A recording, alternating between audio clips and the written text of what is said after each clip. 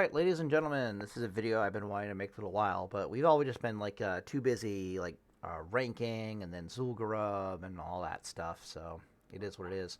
But I wanted to make a video about my findings of the Heel Reckoning Paladin build. This is basically what I've just been spending my time. The whole reason I'm playing Classic World of Warcraft right now is to test and theorycraft and refine this Heel Reckoning thing that I got going. All right, so the first thing I want to point out is I've kind of decided that I like having 4 points in spiritual focus over having 26 points, 3 out of 3 in improved concentration aura. When I have this, basically my build used to literally be this. And I played that for quite a bit of time. You have a 92% spell pushback with the what is it? It's like ends up being 50% here with a concentration aura, and then spiritual focus gives you 42%. So when you're in improved concentration aura, you end up with like 92% spell pushback. However, after play testing and looking into things, I like this better. The reason for this is there are some matchups where I have to sit in a resistance aura. I have to sit in fire resist aura against like Destro warlocks and then like fire mages. I have to sit in frost aura against a lot of frost mages, or I prefer to. And I have to sit in very specifically shadow resist aura against shadow priests to try to resist their fear, and warlocks. Definitely have to sit in shadow resistance aura against warlocks because when they get that fear on you, it can last up to 18 seconds, and you really want that extra chance to heartbeat break 10 seconds, 12 seconds, 14 seconds from your shadow resist aura. You know, give yourself at least a 20% chance every time the heartbeat duration ticks to break out of that, not to mention the damage reduction. And in all the cases that I just mentioned where I want to sit in a resistance aura, all of those spellcasters aren't really doing a lot of spell pushback to you anyway. Like a frost mage isn't doing that much spell pushback to you when you're trying to heal. Like he's busy trying to cast a 2-second frost bolt while you're busy trying to get off a 2.5-second holy light. So you're not really super worried about, they're not pressuring you with a lot of spell pushback. Shadow priests aren't really pressuring me with a lot of spell pushback. Warlocks aren't pressuring me with a lot of spell pushback. It's really specifically like rogues and fury warriors and just warriors in general that are going to pressure you with a lot of spell pushback, maybe a kitty cat druid, but or maybe a druid in general. But most of the classes where I want a resistance aura are not pressuring me all that much with spell pushback, and so I find that the improved spiritual focus is better. And then in the cases where I am being heavily pressured with spell pushback, like, for example, rogue, like if I want to heal it in a rogue's face, having the 100% spell pushback immunity is doing more for me than having an additional 10% chance to resist the kicks in those circumstances. Because having an 8% chance to be pushed back still kind of sucks, especially when you're fighting like a dual-wielding rogue or a dual-wielding warrior, and it just moves the needle a bit more. So I've decided that this is just how I like to be. 4 points in spiritual focus, and then 2 points in improved concentration. And of course, we have 3 out of 3 for improved Hammer of Justice. And of course, this gives me 100% spell pushback immunity. I do believe this is like 45% here. And then with the 52% over here, we're 56, we're at like 106% spell pushback. So like it, love it.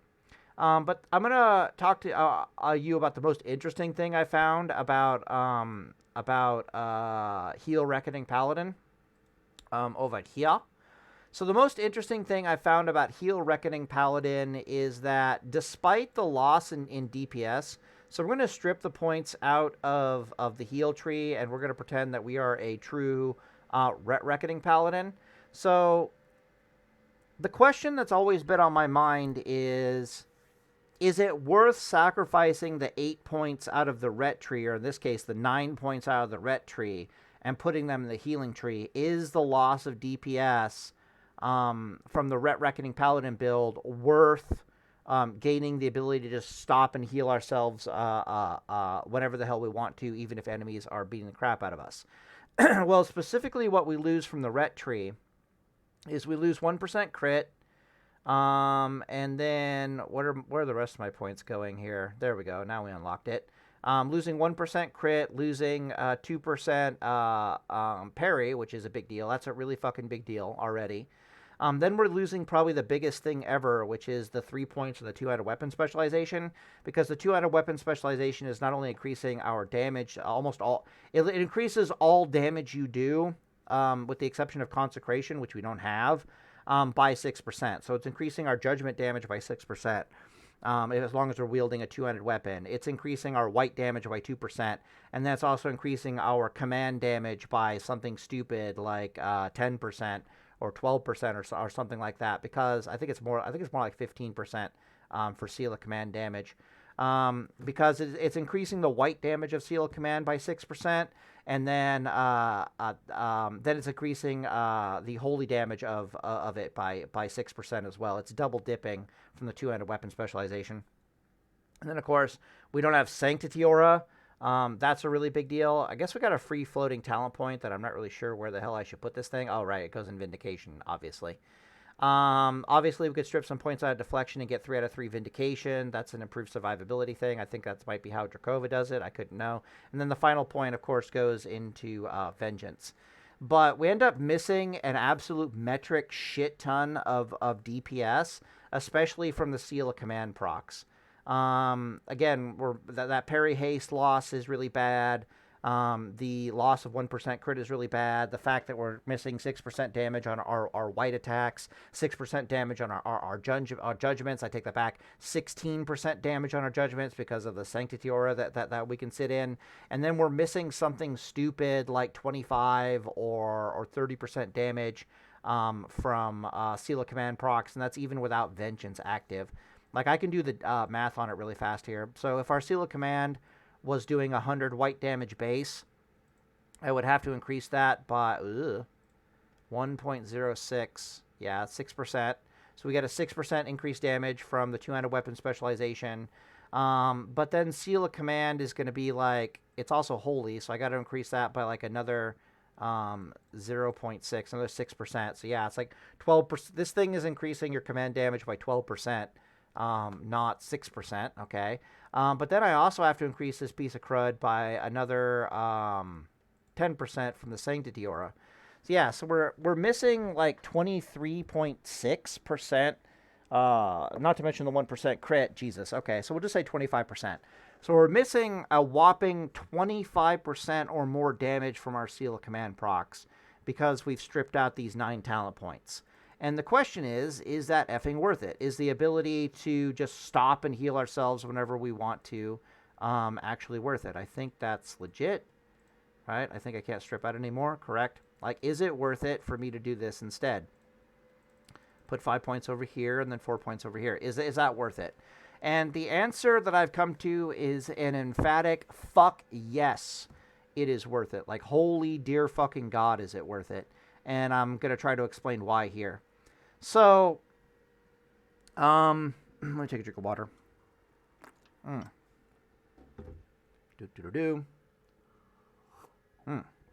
right, so how our Reck bombs as Paladins work these days looks kind of weird. Because when we stun the target, they cannot block, dodge, or parry. We're almost always using a stun in conjunction with a Reck bomb, whether that's a Goblin Mortar. You can see the gear that I had over here has Goblin Mortar and Hand of Justice. We want at least one range CC here that we're constantly swapping out in PvP. So this might be a Nomadic, Goblin Mortar, Tidal Charm, some kind of catch trinket over here. Nifty stopwatch. I've decided that Hand of Justice just kind of sits on your Paladin until I can find some reason to remove it. A Reflector could also be really good here as well if you know the target that you're playing. But what I'm trying to explain is that when we're Reck bombing people, we're basically stunning them, and then we're putting a Reck bomb into them. So we're throwing a grenade, then we're putting a Reck bomb into them. Or we're Hodge stunning them for 6 seconds, and then we're putting a Reck bomb into them. And specifically what our full Hodge stun Reck bombs look like these days is, and I'll get on the game and show it really fast here, but we're Hodge stunning them for 6 seconds. Hodge stun only has a 1 second GCD, which means you have 5 seconds of action that you can take. So if you want to double Holy Light yourself, you got to hodge stun the target, run away, get distance from the target for like 1 second, and then you have just enough time to put 2 Holy Lights into yourself before the enemy can counterspell you or interrupt you or anything like that. Like, it's really tight and really close, but you just start spamming Holy Light, and as long as you're spamming Holy Light like a maniac, you'll get off the 2 Holy Lights before the enemy can even counterspell you, because even counterspell from like a mage has like a 0.2 second activation time if you actually watch it visibly. I played a mage a little bit. I have a mage on Era, and I've tested this with Drakova. So yeah, you can get off 2 Holy Lights. So moral of the story is that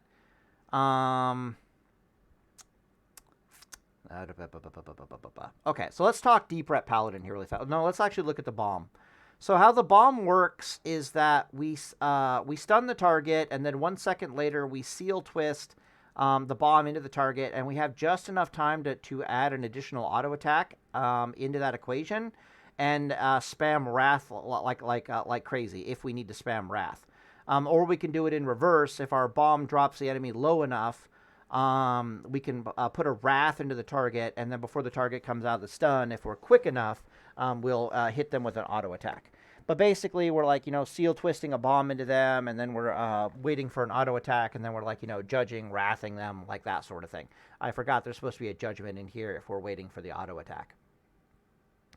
Why is this? Well, because we have 5 seconds of action, and a 3.8 auto attack and a 1.5 second cast time Wrath come out to 4.8 seconds. So it's very, very tight, but it's also very, very doable. If you're willing to use the necklace from Zul'Gurub that increases your hodge stun duration by 0.5 seconds, it becomes incredibly easy to pull this off.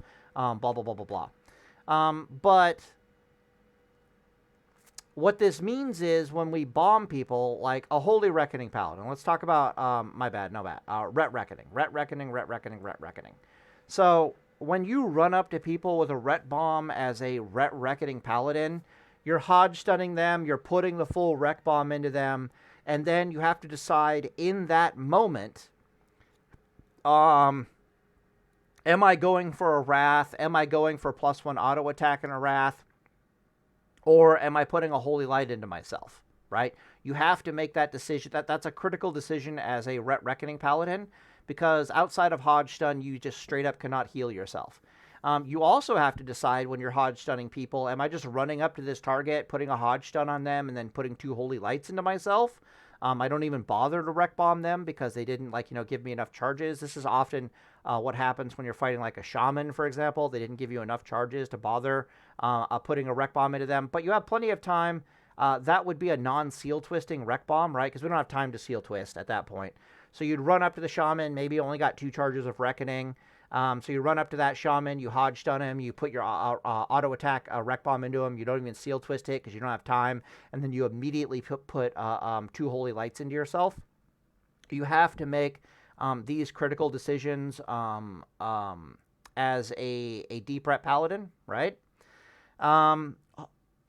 However, the heal Reckoning Paladin, because they get to stop and heal themselves back to full whenever the fuck they feel like it, just like a Holy Reckoning Paladin, they don't have to make that critical decision, and they get to see what's behind door number 2 with that +1 auto attack. And this dynamic alone makes the loss of all these talents here worth its weight in gold, is what I'm trying to describe. Because if we look at the RNG of that +1 auto attack here really fast, what I'm trying to explain here is that deep Ret Paladins, if they put a seal twist Rec Bomb into the enemy, they have to make a decision whether they're waiting for the +1 auto attack or not. They have to make a decision whether they're going for the Wrath or the Wrath crit or not, or if they're going to put like a Holy Light and a Flash of Light into themselves as far as healing is concerned. This is one of the dynamics of a Ret Reckoning Paladin is I see the RNG on my bomb, and then I have to make a decision whether I'm going for the kill or whether I'm going to try to get some healing into myself and then go from there. And of course, there's also that element where I don't even twist the Reck Bomb into the enemy. I just Reck Bomb him, and I immediately go for 2 Holy Lights. However, if we look at the RNG of waiting for that auto attack, if we have 20% crit chance and there's a 40% chance that Seal of Command will proc, that's pretty reasonable considering when the target is stunned, he can't block, dodge, or parry. So Seal of Command basically just has its 3.8 weapon speed proc chance. What you're going to find is that out of 100 attacks, we'll get, 40% of those will proc a Reck Bomb. Will proc Seal of Command. So if my auto attack doesn't crit, but I proc Seal of Command, and my Seal of Command proc does not crit, I'll do about 1,000 damage to the enemy anyways, even if I don't get any crits. However, even when Seal of Command doesn't proc, there's like a 12% chance that my auto attack just crits the target. The conclusion here being that about 52% of the time, at 20% crit, and keep in mind, I have Hand of Justice, so I might be at 18% critical strike chance with a hand of Justice. It's going to still equal close to 15% critical strike in the grand scheme of things. What this means here is that on that +1 auto attack, it's about a coin flip. It's about a 50% chance that +1 auto is going to do 1,000 damage or better to the target. As a Ret Reckoning Paladin, there are a lot of circumstances where I cannot afford to take that coin flip. I'm thinking specifically against shamans, warriors, druids. If I just haven't done enough damage in the Reck Bomb, I cannot afford to take this coin flip of an auto attack to generate enough additional damage for me to actually kill the target. So I have to go for the Holy Light instead of the +1 auto attack as a Deep Ret Paladin. As a Holy Reckoning Paladin, there's no point to going for the extra auto attack because you don't have the critical strike chance and you don't have Seal of Command. So you don't get this coin flip. You have a 10% chance to crit them, and that's the only coin flip there. So a Holy Reckoning Paladin, when I Reck Bomb somebody, my next course of action is to double Holy Light myself. I don't even have a Seal of Command to twist, so there's not even any point in twisting.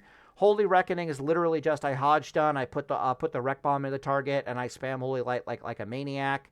Or get a little bit of distance, and I spam Holy Light like a maniac to try to get 2 Holy Lights into myself before each of the hodge stun falls off. Ret Reckoning kind of has to make that same choice. It's yeah, you can Seal Twist the Reck Bomb, but if it doesn't do enough damage, do you risk the coin flip of the auto attack to be able to get a Wrath into the target, and then hopefully that kills them, blah, blah, blah, blah, blah. Or do you just put the Holy Light into yourself? It's hard to tell. But Heel Reckoning doesn't have to make that decision whatsoever. They always get to see what's behind door number 2. So they always get to Seal Twist the Reck Bomb into the enemy. They always get to wait for that +1 auto attack. Because the +1 auto attack has a 50% chance to go Super Saiyan and basically just delete the enemy out of existence.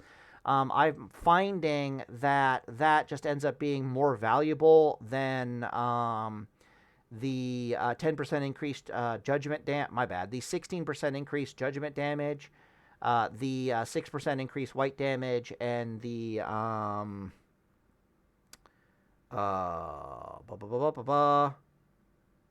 16% increased seal damage, but then Seal Command also has increased 25% proc damage, right? So what I'm trying to say here is that when a Ret Reckoning Paladin Seal twists a Reck Bomb on you, it's going to be noticeably more powerful because it's going to have 6% more white damage behind it. It's going to have 16% more judgment damage behind it. It's going to have 16% more Seal of Righteousness damage behind it. And it's going to have 25% more Seal of Command damage behind it. These are not numbers to sneer at whatsoever. That's a noticeably more damage in the bomb. But if that damage is insufficient, you can't really wait around for this +1 auto attack and this Wrath to save you. but you have to go for a Holy Light. But the Heal Reckoning Paladin literally gets to see what's behind door number 2. They get to take that coin flip. And because I get to take that coin flip, it makes up for all the lost damage that the Wreck Bomb has, and even more because it allows me to put a lot more pressure on my enemy, which is another thing to talk about. Anyways, hopefully that makes sense. Anyways, the reason why I get to wait around and see what the hell this +1 auto attack does for me is because even if it fails for me miserably and I can't wrath the target, I can literally just start healing myself in the enemy's face like I'm a Holy Reckoning Paladin. Which brings me to the other thing that I've noticed. Wait, gear, talents, gearing. Okay, cool. Let me take a drink of water here.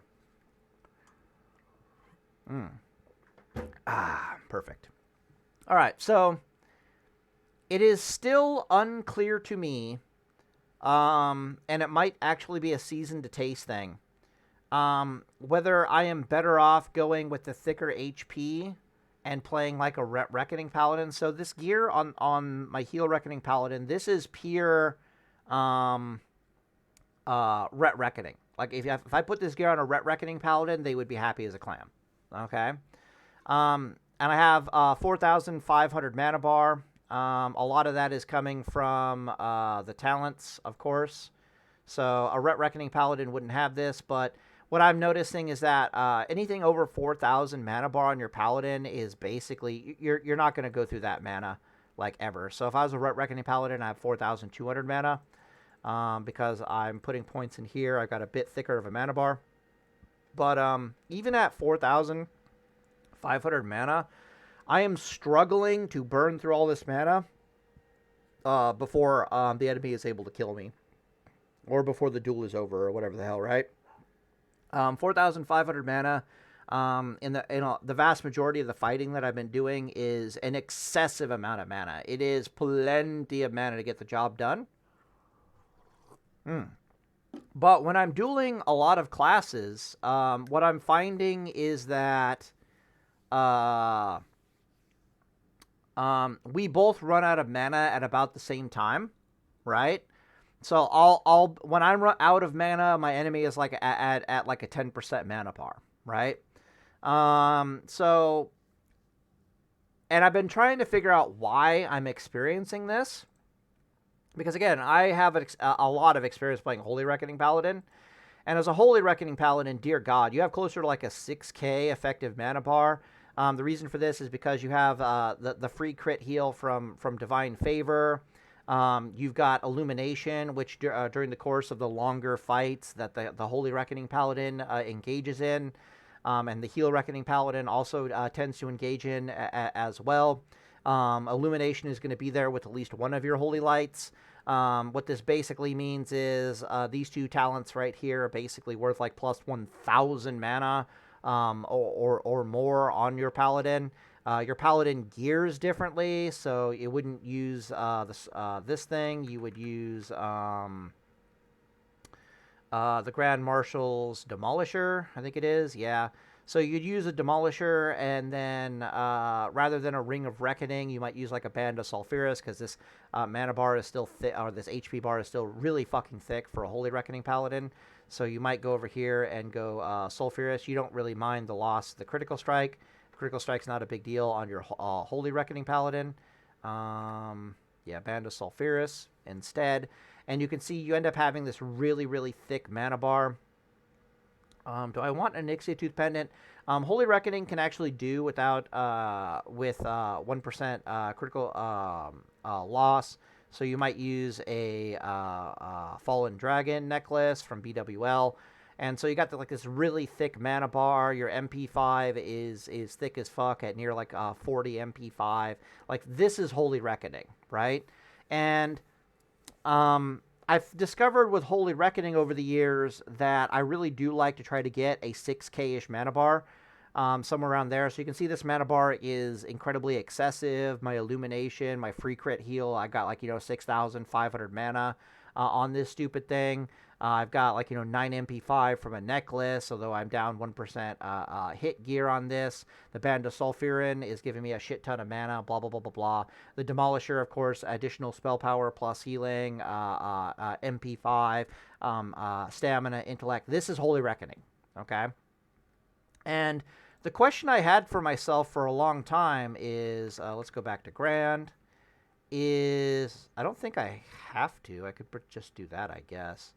Yeah, we'll put on a Claymore. It's the same as a Demolisher. And we'll go for Onyxia. Let's just type Tooth. Thank you. Okay, Tooth Pendant gives us the crit. Blah, blah, blah, blah, blah. Yada, yada, yada. Okay. So, I was wondering to myself, is this 4,500 mana bar going to be worth a damn at all? Is it going to be sufficient? Because everything I know about Holy Reckoning tells me that, fuck no, it's not going to be sufficient. 4,500 mana is going to be nowhere sufficient to engage these spellcasters in a mana war. It turns out that the 4,500 mana is... it's borderline enough mana to fight these spellcasters in a mana war, which is shocking me to no end, especially when I'm going Demolishers. Especially if I'm smart enough to put on a Demolishers before the fight. At that point, I've got like a 5,000-ish mana bar, even with a Ring of Reckoning, right? Let's go back to the Ring of Reckoning. Yeah, I got like a 5k-ish mana bar. MP5 is 30. Right. Okay. I had to think for quite a bit of time as to why in the flying fuck I'm finding 4,500-ish mana, or this 5,000-ish mana bar to be sufficient to deal with enemy spellcasters. And I'm going to attempt to explain what's been going on, and I'll get into some duels, and hopefully I can like showcase it. But what I think is happening is that the Heal Reckoning Paladin, because it's able to Seal Twist, because it has eye for an eye, and because, like I talked about, it's able to see what's behind door number 2 in the Wreck Bomb, it's able to do this coin flip. And because it's able to do this coin flip, it's often able to get out a Wrath into targets that normally it's not able to get a Wrath into, like Warriors and Enhancement Shamans and Hunters. Come to mind. It's putting on a lot more fucking pressure to the enemy spellcasters, forcing them to have to heal themselves. So, if I had to describe the scenario that I'm observing as to why I'm finding myself able to get away with a much smaller mana bar and yet have the exact same results in a mana war versus a bunch of spellcasters compared to like Holy Reckoning. So again, Holy Reckoning Paladin has to have about a 6k mana bar to engage in mana wars. But I'm finding that this Heal Reckoning Paladin only has to have about a 5k mana bar to engage and sufficiently fight mana wars with the enemy, which is baffling to me. And I'm trying to explain why this is. I'm going to take a drink here really fast. All right, so for starters, let me examine what a Holy Reckoning Paladin scenario looks like. So if I have a full Wreck Bomb and I run up and I put it into like any class well, yeah, if I put it into a Druid or I put it into a Shaman, let's just talk Shaman, okay? Perfect example is Shaman, all right? So if I put it into the Shaman's going to lose maybe 60%, 40%, or 70% of their life, somewhere around there, okay? We'll say 60%. The Shaman will lose like 60% of their life from a Holy Reckoning Wreck Bomb. And then once I put that Wreck Bomb into the enemy, I have no Seal Twisting. So it's literally stun the Shaman, put the Wreck Bomb into them, and then immediately put 2 Holy Lights into myself as quickly as humanly possible.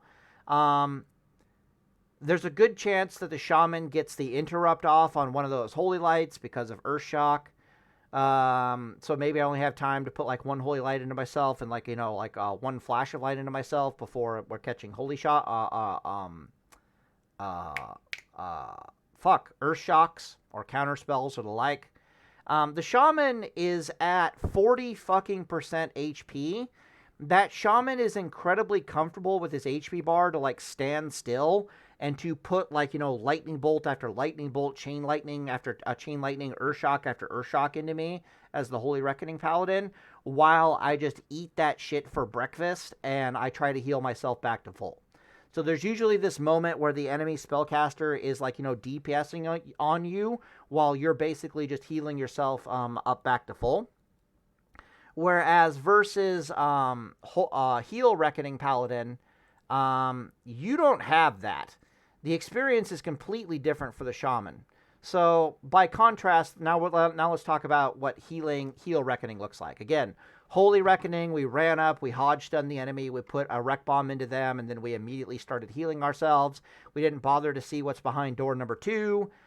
Because there's no point to seeing behind what's behind door number 2. We don't have Seal Command. All we have is like 10% critical strike. All we care about is getting our HP bar back up. The shaman comes out of the stun and feels perfectly fucking comfortable DPSing on us while we try to heal back to full. All right, that's Holy Reckoning's basically scenario.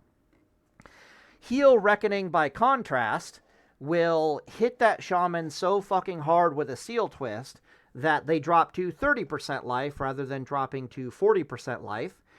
We then get to very comfortably sit there and see what's behind door number 2 with our auto attack. And if what's behind door number 2 with our auto attack is a command crit, you better believe, or a white crit and a command crit or whatever the fuck, there's a really good chance that we are able to use that to do enough damage to the shaman to get a Wrath in there as well, which, at that point, we've got like a 50-50 chance of killing a shaman, like if the Wrath crits, or if the Seal of Command crit, or hell, we could probably even Seal twist this auto attack. We couldn't Wrath after that, so there's no point to it. I don't know what the hell I'm thinking. But there's a really good chance that the shaman survives us seeing what's behind door number 2, and us putting a Wrath into him if we did do enough damage to see what's behind door number 2 with the +1 auto attack, that the shaman will survive that at like 5% life, right? Or we didn't get good RNG on the +1 auto attack, so we didn't drop him low enough that we could actually put a Wrath into the shaman. But the shaman's still at like 21% life. Moral of the story is that this is not a comfortable enough life total for our enemy to be at for them to feel comfortable starting to fuck with our healing. Does that make sense? So it's like the shaman can't just stop and start casting chain lightning and lightning bolts, especially with eye for an eye being around, because they might literally just fucking kill themselves, right? So the shaman has to stop and heal themselves, and because of this, while I'm healing myself as well, we end up in this weird scenario where I'm as the Heal Reckoning Paladin, I'm either continuing to pump damage into the shaman while they're healing themselves back to full, right? Which is a massive win for the mana war scenario, because, you know, my auto attacks don't cost me any mana. Or the shaman is healing to full at the same time while I'm healing back to full. But we completely skipped this scenario where the shaman feels completely comfortable with their HP bar to put, like, you know, lightning bolt after lightning bolt, earth shock after earth shock, chain lightning after chain lightning into you while you're trying to heal back to full. Like, literally what happens is, oh, I failed to kill you. Okay, well, I'm going to put some holy lights into myself. And the shaman's like, well, I got to heal to full. And so you just end up, like, standing, looking at each other, like 3 yards distance, just healing each other back to full. The shaman might earth shock, interrupt you, but that's just going to earn them an extra auto attack to the face. And because you're avoiding this weird exchange of needing to heal while the shaman feels perfectly comfortable at 40% HP pumping DPS into you, suddenly you don't need a 6,000 effective mana bar anymore. You only need like a 5,000 ish mana bar. And I'm finding my ability to engage in mana wars with my enemy to be incredibly effective and incredibly efficient, even at these lower levels. So anyways, here's a video I didn't upload because the mage here is incredibly undergeared. Should be hard. I'm trying to show you guys. Yep. Let's pause really fast here. So I thought this mage, the reason why I wanted to record this duel I was having with this mage is, despite the fact that this mage is basically wearing rank 13 gear, but everything else he has to his name is kind of like dungeon dog shit. Okay? And we're going to see that when he starts casting on me. His frost bolts should do like, 900 or 1,000 damage if he was extremely well geared, but instead they're going to be like 800s. But I just wanted to showcase this. This is Holy Reckoning that I'm playing. This is literally the build that I was showing this entire time. I wanted to show proper Paladin versus Mage gameplay. The problem here was that my boy doesn't have the gear to crit me enough to show you like really proper Holy Reckoning play. But the reason why I recorded this is one of the smarter mages that I've actually fought. He actually beat me once or twice because he was literally just waiting, holding his counterspell until my freedom was off of cooldown. And then when I tried to heal myself, he would counterspell. He'd catch me with a counterspell when I didn't have freedom up. Or when my freedom was about to fall off, he would get the slow on me, and then I'm up shit creek without a paddle. But I learned afterwards. But I want you to watch just how little fucks my mana bar gives during the course of these fights. Yeah, I'm not even wearing Grand Marshal's Demolisher because I've already identified that there's not an issue. So let's go back here really fast. Guy for a while. Been fun. Yeah. Oh, I can't go back? Oh, it's going to be a little bit rough. Yeah. Press play. Come on, let's go. So what you're supposed to do is, of course, it always starts with a sheep. The mage sheeps you, right? And then they're going to open up on you. They're going to go eat, drink, open up on you, like that sort of thing. Should be hard. I'm trying to show you guys how to duel a mage. So the first course of action when you come out of the sheep is to freedom yourself and run away. So we freedomed, we run away. And the next course of action is, once we're off the GCD, is to heal ourselves. Because almost all mages will counterspell you right now. And because you have the freedom up, when they counterspell you just get to run away in a straight line, right? And how you survive the mage burst out of the sheep is that, yeah, you can't heal yourself, but you have freedom on and you can run away from them in a straight line. And it completely cucks over their DPS, and you're built to be able to survive them fairly easily. This mage isn't going to do that, though. Been dueling this guy for a while. There's a rank 1, I think, based on the speed. Yeah. Right? Based upon the speed. Mm-hmm. So we heal back to full. And I'm still running away because I've learned I don't want to actually fight this fucking guy. I don't have freedom up. When freedom's not up, yeah. Okay, so he'll... Yep. And you just end up with this weird little dance. Okay. Blinks. So now he can't sheep me right now, so because I'm going to hodge stun him. So he better ice block or he's going to eat some hits. Alright, only 3 seconds. He doesn't have movement speed on boots, so I'm going to catch him, which is kind of sad. I'm not judging because I just want to save my mana. He's just going to shoot me anyways, right? Yeah. Okay. Ooh, I'm back. Yeah, that's the arcane resist. Again. Yep, got a sheep again. So if you really want to trivialize the matchup versus the mage, just chugging a magic resistance potion is worth its weight in gold. The reason for this is because, again, like I've explained, after 10 seconds or at 10 seconds of being sheeped exactly, is when heartbeat duration starts, and it's every 2 seconds after that. So, so literally at 10 seconds of being CC'd, it'll do a resistance check as to whether or not you break out of it early, and then every 2 seconds after that, it'll do another resistance check.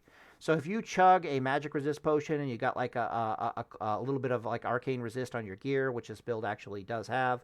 Let's go to the gear. So Dragon's Blood Cape, of course, has like 5 arcane resistance on it. If I scroll down, I've got like, 5 arcane resist. It wouldn't take much for me to put like, another like a resist enchant on this.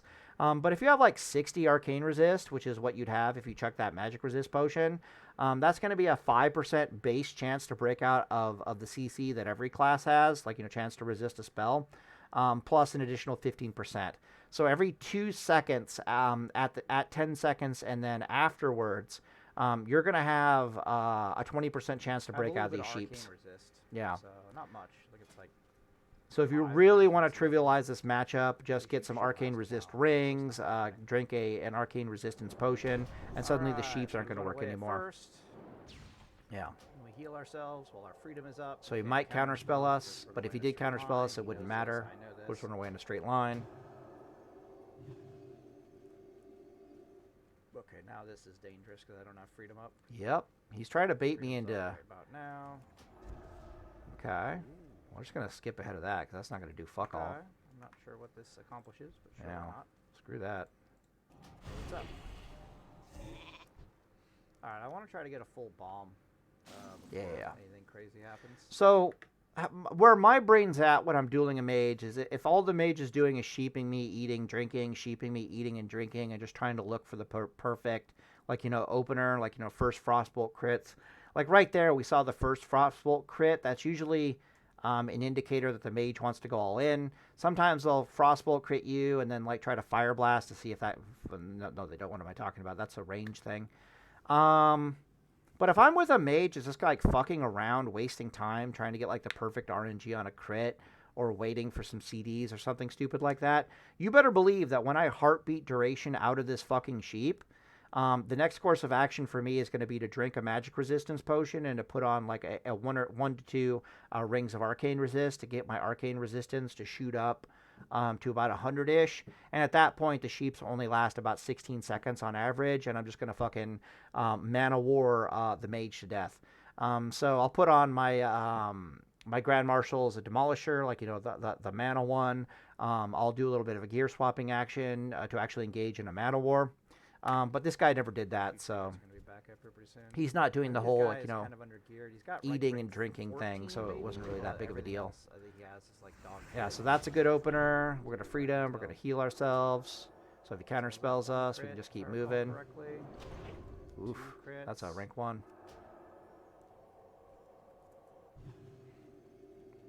Okay, so we got 2 crits to our name. Yeah, he's too close to Wreck Bomb. Okay, we'll try to put a Wreck Bomb into him. No? Okay. Just want him to waste mana. It's good to stun the mage because the blink costs them like 500 fucking mana. It's pretty ridiculous. 2 crits. We're just letting spirit regeneration happen. What you doing? How's it going?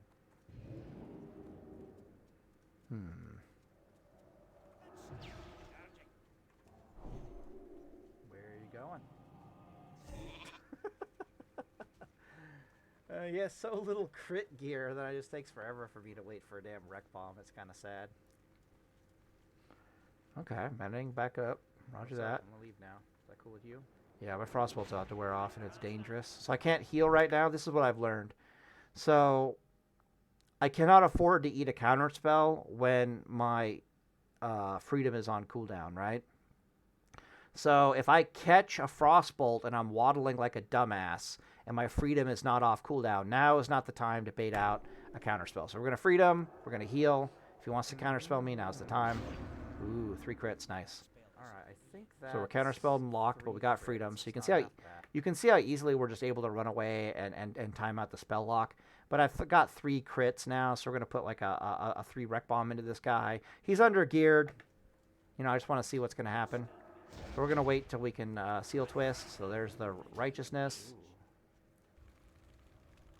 I'll put my seal twist macro into the bottom. But you're about to see just how good this guy is. Like, he should be dead, right? I haven't even judged him. Oh, no. Yeah, I judged him. I take that back. How about no? Yeah. So watch how good this fucking guy is. So he ice blocks the hammer, cancels it early, puts the thing up, blinks, and then I'm unable to get a Wrath out before he gets a Polymorph out, which is kind of weird. Yeah, the Wrath doesn't kill him, so now I have to wait 6 seconds for another Wrath. Now, I know I can get out of Wrath before he can get out of Polymorph, because Wrath is 1.5 seconds. My bad. Wrath is a 1 second cast, and Sheep is a 1.5 second cast. So when you throw the first Wrath into the mage and it doesn't kill them, you should run away from the mage so you don't get sheeped. And then when your Wrath cooldown is up, you come back again. But I fuck it up here. So I come back. I'm in Wrath range. I think he heals just enough with his shitty-ass gear from this bandage that he's able to not... Yeah, this Wrath fails, and I get Polymorphed. Yeah. Okay, So so this we is have why I silver wanted to gear, showcase that- this that's guy, is funny. because even though he's under geared, Alright, he's whatever. playing Come really here. smart. Come here, boy. Yeah, fuck off. Anyways. All right. That's funny. But look So at the I guess I'm mana, full wreck bomb. right? Sad. He could go eat and drink, but I could also just, you know, put on So Arcane low Resist life gear at is any where we're time. at him. So I think he beats me here, actually. Yeah, I don't think he barely beats me. No. 1 second on that. The funny thing about all this is if he crit me more, Nice. it would be better for me. Alright, But look at the mana. moral Right, of the story he is was definitely was almost out of mana after that. But anyways, Okay, I've been so winning yeah, mana so low wars, gear at and I that. think it's based off of the pressure. All right, let me pause the video really fast. I'll go get that. What is it? Macro that I've been using. Yeah. All right, we should be logging into Classic WoW here in a second. That should pop up right here. So what is it I wanted to say? I've come to the conclusion when dealing with enemy spellcasters as a Holy Reckoning Paladin that it's more than sufficient. Fuck, what am I trying to say here? So the way you're supposed to play is that. Let me just look at it really fast here. Let's take off the Mark of the Wild. Let's keep this up, and let's check out the stats really fast. All right, so this is the current gear that I have for PvP. I don't have an Ani Tooth pendant yet, which really sucks, but I do have a Fallen Dragon pendant. This thing is actually kind of pimp, believe it or not. So I did the math on like the 9 MP5. The 9 MP5 is worth something silly. The 9 MP5 is worth something silly like 200. It's worth like 240 mana regeneration every 2 minutes of combat, and then it's worth like another 240 mana regeneration every 2 minutes of combat after that. To put that in intellect perspective, that's worth like 15 plus 15 intellect on your paladin. But you can easily swap to it and get all the benefits, whereas you can't just easily swap into a mana bar and get all the benefits from that. Let's do a Wild Blossom Berry here really fast so we can actually see the stats. I'm missing a Ring of Reckoning, so I'm using a Myrmidon Signet instead. Don't even have a Band of Sulfuras. I'd probably prefer that over a Ring of Reckoning. I'd probably prefer Ani Tooth Pendant over this. So I think the ideal build for my Holy Reckoning Paladin is when I'm fighting enemy spellcasters, it's going to be to use a Band of Sulfuras or another kind of intellect band. So, for example, I do have an Archmage's Seal around here somewhere. Seriously, it should be around here somewhere. What the hell? There it is.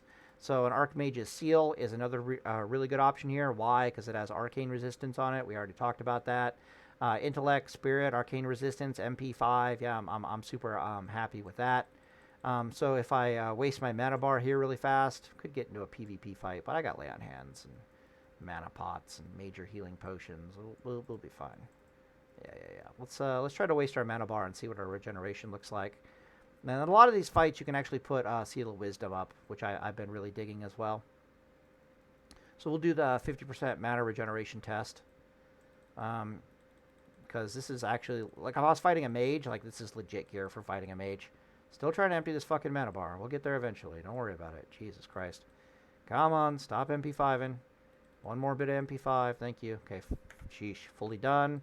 I want to get the... Okay, so we're going to see how much mana we regenerate in 30 seconds. Cool. Do the 30-second mana regeneration test. What am I trying to say here? So, it's going to be a season to taste thing, but if you're in combat situations, like in Battlegrounds, for example, where you find yourself playing, it's not so much a mana wars that you're engaging in, it's more like you're engaging in, what's the term I want? We gotta kill that guy again. This guy's a bot, by the way. I keep trying to murder him, but I report him to Blizzard, but it just doesn't matter. So if I go over here and just fucking... There's about 1,200 mana we got, I think. He's just a bot. Every time I come out here, he's fucking out here. G-Tora. What do you guys think? You think he's a bot? Huh? What if I kill this bird? What then? What do you think he's gonna do? Do. Oh, yo, we're gonna pull some more mobs? Okay. Here, let me help you die then, sir. Why can't I hit this thing? Oh, I got no seal. Derp. Alright. So just let him die. Call it good. What the hell was I talking about? Right, we were doing the mana test. Alright, so I'm going to do a superior mana test because I like doing a 1 minute mana regeneration test, but that's usually not the best testeroo. Oh, shit. Okay. Run away.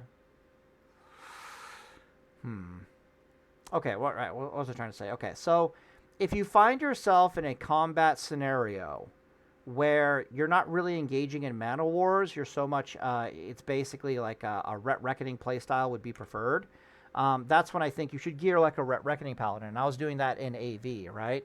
So do the normal Paladin build over here, which is going to be like, you know, Grand Marshal's Claymore, the one that we showed at the very beginning of the video.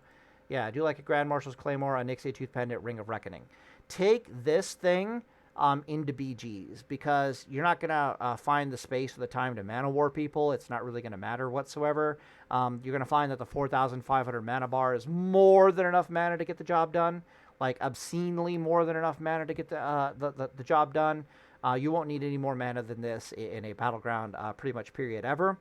However, if you find yourself in mana wars like, you know, dueling type mana war engagements, then the MP5 is usually much better and all that good stuff. Actually, I need to let the bird go so he goes and pulls a mob so we can go get him killed again. Go on. Go pull something. He might run away back to town. Yeah, it looks like he's going to do the town running thing. All right.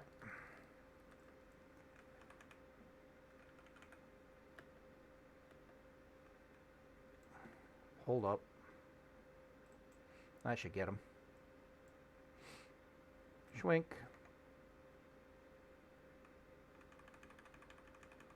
Schwink. Schwink. Beat him up a little bit. Oh, hey, nice. What? The guards are going to kill him, aren't they? I think so. You don't get to shoot me and trap me and then run to the guards. Pretty sure that's not how that works. What? Interesting. Okay. Well, he'll stay in town for about 5-10 minutes and then come out and then get killed again for being a fucking bot. So whatever. Anyways, if you're doing mana wars, then you should actually engage like it's a damn mana war. So against mages, I'm going to want a seal of the Archmagus because of the increased arcane resistance and the MP5 and the spirit's not the worst thing in the world in that matchup. Against hunters, it's not the worst thing in the world in that matchup because spirit regeneration is a bit of a big thing in that matchup. You want frost resist versus a hunter because again it'll get you out of that ice trap a lot faster. So this is not the worst thing in the world. But otherwise, I'm really keen on having like a Band of Sulfuras for Molten Core. But what I'm discovering so far is that when I'm running around with like 5,000-ish mana on the Heal Reckoning Paladin, I'm able to engage in mana wars with the enemy and actually win against them, which is completely effing terrifying. And as you can see with the Wild Blossom Berry buff, 5,100 HP at the current game state is more than enough. Like more than enough. I'll put the Seal Twist macro I'm using currently in the description. But I just wanted to showcase like just how much mana regeneration this build actually has, which is actually pretty effing cool. Especially since we got like 5,300 mana. Jesus Christ, that's a lot of fucking mana. That's an ocean of mana. All right, so let's do the mana test here again. Hopefully we won't get interrupted anymore. I guess I can just LOH right now. I want to save LOH in case PvP actually happens. So I want to do the 30-second test, and then I want to do the, whatchamacallit test. Okay. Let's do Seal of Commands until we run out of mana, if that's even possible. These are rank 1 Seal of Commands, so you're not going to get shit. Okay, thank God. Okay. 30-second test. Here we go. Take a drink. Oh, I'm also finding that 4,500 HP, or 4,500 HP is an incredibly excessive amount of HP. That build that I showed you had like 4,000. Yeah, with the Wild Blossom Berry buff, it's going to have 4,500 HP. That to me is just proven to be incredibly excessive. Like, Jesus fucking Christ. All right, so there is the 30-second. We'll do another 30-second and see what we're at. So I get about 1,000 mana regeneration in 30 seconds of not doing anything. That's fucking terrifying. That is legitimately effing terrifying. Especially when you're potentially fighting your enemies with like Seal of Wisdom. So I've been doing a lot of duels against Shadow Priest, and I've been finding that when I put on this gear, I'm just literally out manaing. I'm just putting so much pressure on Shadow Priest. Fuck, that's something I forgot to talk about. Okay, so yeah, about 2,000 mana regenerate. That's pretty fucking good. All right, let's see if that bot is back out here again. Now let's get on to some more appropriate gear. Don't have an Ani Tooth Pendant, so we're wearing this piece of crud. Put back on my Myrmidon Signet. Put back on my Grand Marshal Sunderer. Watch my mana bar shoot down like a monkey. Put on this. Go investigate if there is a bot out here or not. So the last thing I wanted to talk about was the Eye for an Eye. The Eye for an Eye is doing some fascinating things for me while I'm trying to heal. And I suspected it might do this, but seeing it in action is really, really good. So when I'm forced to stop and heal myself as like a heal Reckoning Paladin, like I'm just, the enemy's like slamming Lightning Bolt after Lightning Bolt, Earthshock after Earthshock, Chain Lightning after Chain Lightning into me, and I'm just stuck there trying to out-heal the damage. When I don't have Eye for an Eye, that's terrible.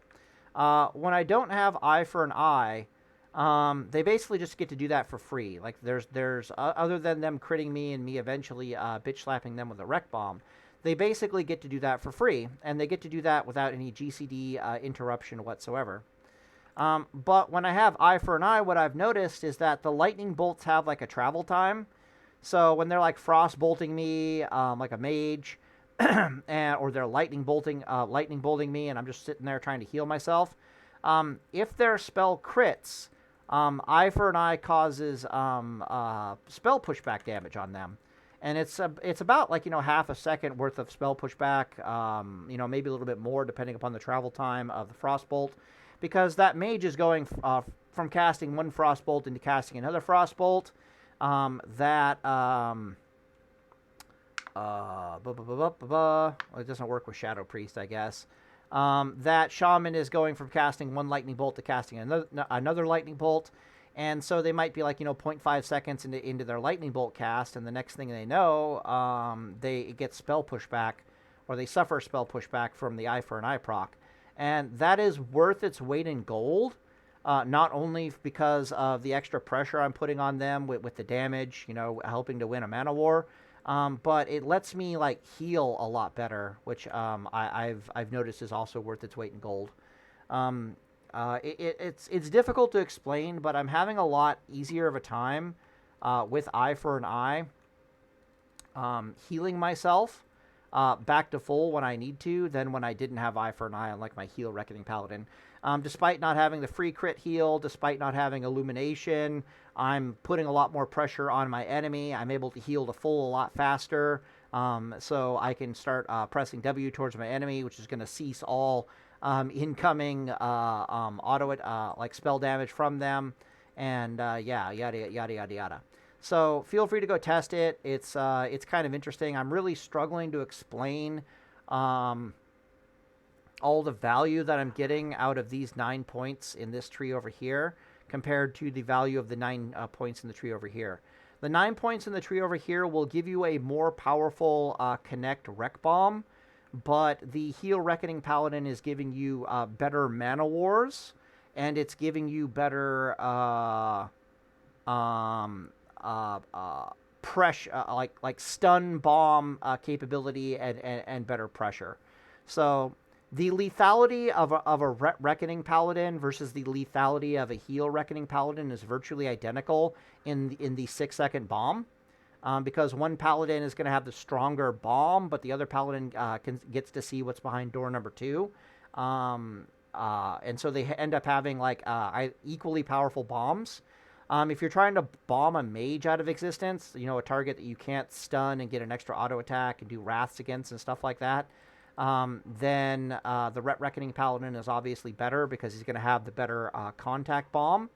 But since we've discovered that we can mana war mages into the fucking dirt, the Heal Reckoning Paladin ends up being the better duelist under those circumstances. Then even Holy Reckoning, like unironically, better than even Holy Reckoning. I'm gonna set it up for my farm build. This is rank 1. This is my Seal twist. Yada yada yada. It ends up being better because not only do I have a bomb that is potentially lethal against the mages, if I get good RNG on the bomb, the mage is just going to explode. It like same. It's like it's a Ret Reckoning bomb, slightly weaker Ret Reckoning Paladin. But even if the bomb doesn't work, I can start engaging in those Hammer of Wrath tactics, like I showed you. Put a Hammer of Wrath into them. If it crits, it'll do double damage. The mage just dies. If it doesn't crit them, you know, fall back a little bit. Wait the 6 seconds out. Put another Wrath into them. It's a really good chance that you kill them. So you have a really good chance to kill them in the bomb. And even if you didn't kill them in the bomb, you get to segue into the Hammer of Wrath tactics. And with each Hammer of Wrath uses your melee critical strike chance, not your spell critical strike chance. So each of those wraths flowing out of you will have like a 20% chance to just delete the mage out of existence. You can engage in those tactics, and even if that is still not doing it for you, like, you know, the arcane resistance and the mana war will just finish them off. So mages I'm discovering, are having an incredibly hard time dealing with the Heal Reckoning Paladin.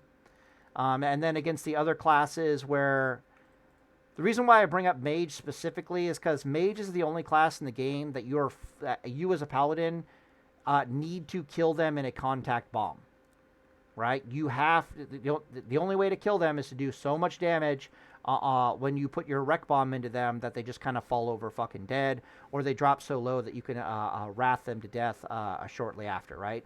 Even bubble wrathing, they're just gonna fucking die. They're the only class in the game that you actually have to do that with. Every other class you can kill in a Hodge stun wreck bomb, or you can engage them in a mana war, right?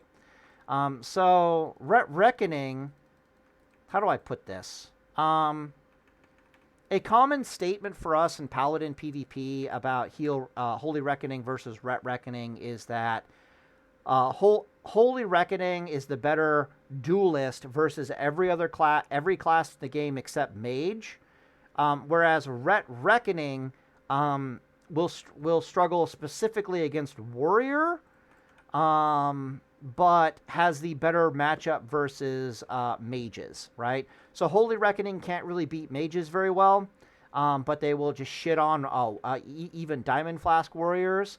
Whereas the Ret Reckoning Paladin can actually take on mages, but then they get they have a really hard time beating warriors that know what the hell they're doing. You know, Diamond Flask, fully defense geared. You know, they struggle with a completely different class. So it's like, pick your poison. Do you want to have a difficult matchup against warriors that know what they're doing, or do you want to have a difficult matchup against mages that know what the hell they're doing?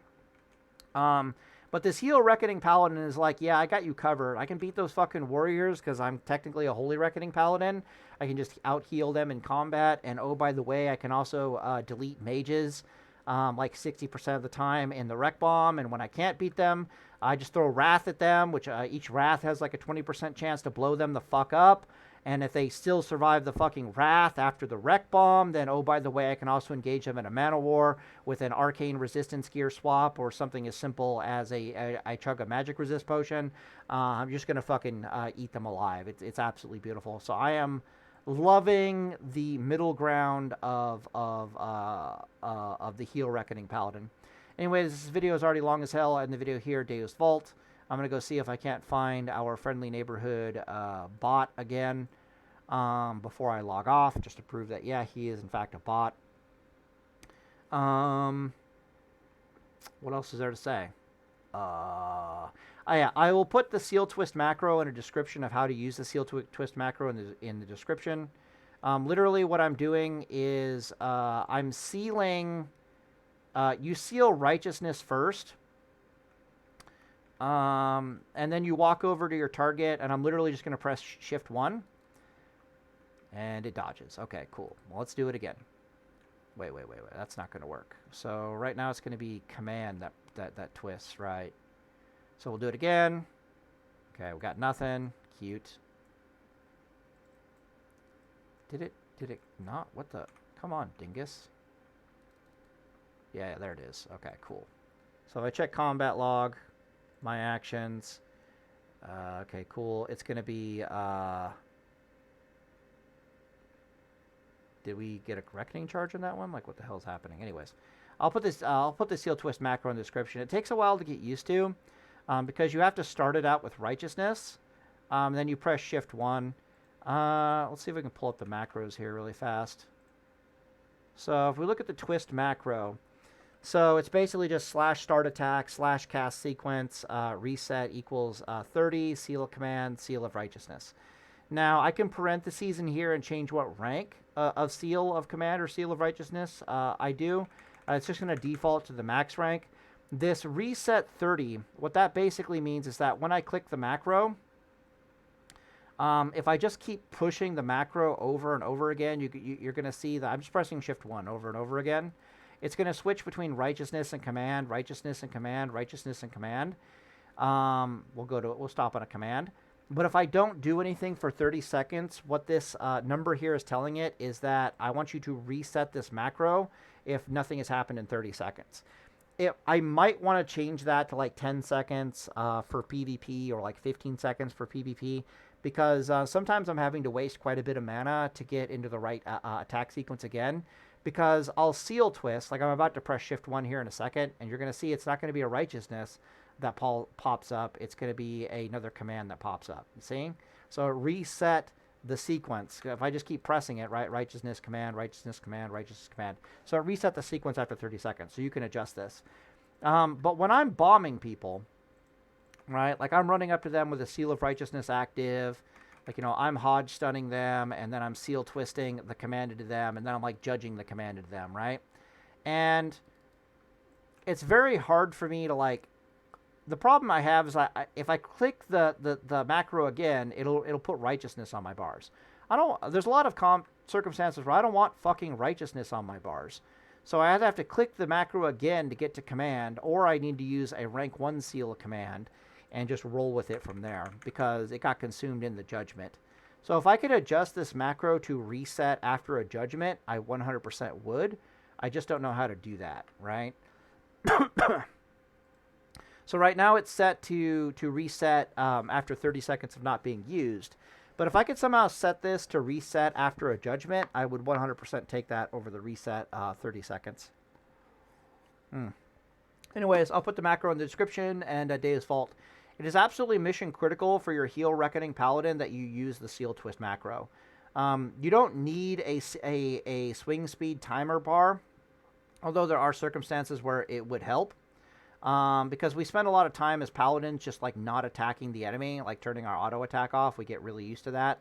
So it doesn't take much for us to just be like, well, whenever, according to Drakova, it's a waste of mana, and I agree with this. It's a waste of mana to try to seal twist on anything but the opener, but the connection. So let's do this. If I'm running at the enemy, this is when you want to seal twist.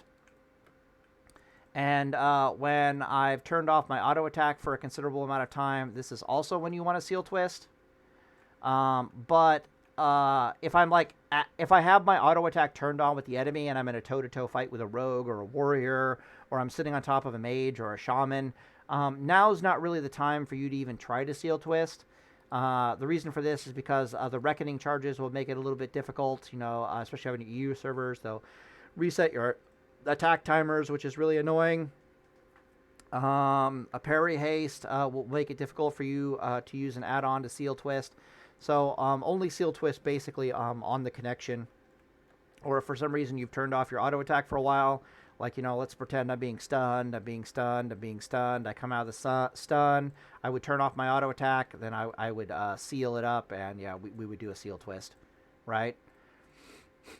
So yeah, Seal Twist on connection. Seal Twist, basically when you can guarantee a nice fresh auto attack, but other than that, just don't bother Seal Twisting. It's basically a waste of mana, to be perfectly honest with you. Anyway, video long as hell. Deus fault.